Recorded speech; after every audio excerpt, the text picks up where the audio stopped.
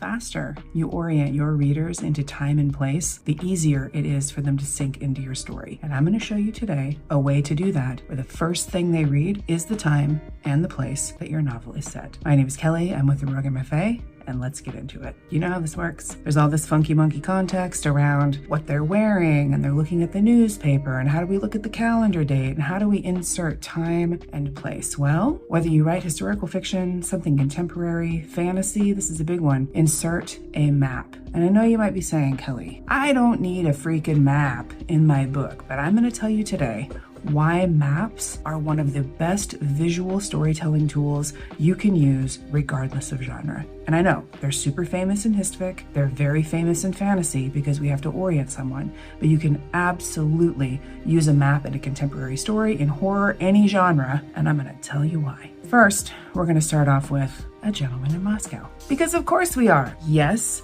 the title of that book does do a lot of work and helps us to understand where it is. But I did promise you in the beginning that we were going to have your reader understand the time and place, and it will be the very first things that they read. The very first words that you read in A Gentleman in Moscow is off of this map.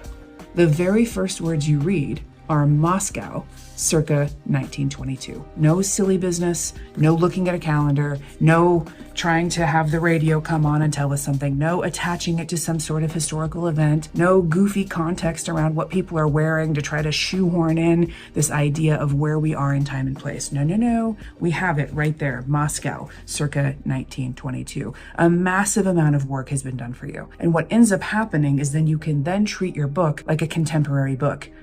You're off to the races. Your reader knows exactly where we are and when we are. Number 2. It's not just about orienting your reader in the time and place, but it is also visual waymarking, and it helps your reader understand what's about to come. The moment you see a visual element in a book, you usually stop and you start looking at it, you start investigating it, and we know because we've seen these maps in other genres, in other books, that the places that have been marked on this map are going to be really important to the story. So our reader can already start to immerse in the world, understand the lay of the land, understand the places you're about to talk about for this character, and already familiarize themselves with your world before you've even written a single word. So these images themselves as a map become incredibly load-bearing as part of the storytelling. You've done all of this work up front, so by the time you get to those places, or you're moving the character on the basic game board of the story, and you're saying, oh yeah, we're going to go to the theater, we're going to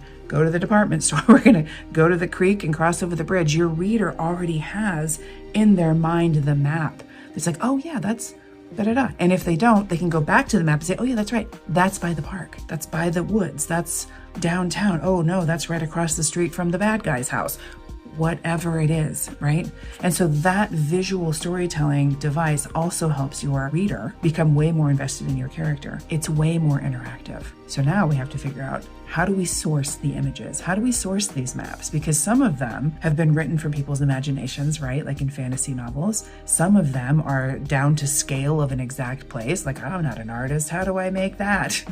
There's a great collection online called the David Rumsey Collection, and it has about 20,000 maps from all over the world. So you can find often what you're looking for, even if it's just a rough outline. Sometimes you're not going to get like a really granular, zoomed in part of a city or an old town, but you are going to get something that you might be able to use and work off of, maybe print off and mark up a little bit and scan back in. Another great source is Wikimedia Commons, and those are usually royalty-free images. So that's always a nice place to start if you're looking to source an image. You can also, if you're a nerd like me, go look for books of antique maps. And I have used a particular book of antique maps, this Atlas of Rare City Maps. I use that book of maps all the time. So that's also something you can do. But you can also create your own map, right? Like a little Rick Steves style map, or the map that we see that looks hand-drawn in A Gentleman in Moscow. Canva has an online map maker. There's also a place online called Map Chart. The other thing that I've also done is taken a photograph of that map book that I just showed you and uploaded that into Procreate on my iPad. I am an artist, so I've pulled that in and then I just draw over the top of it,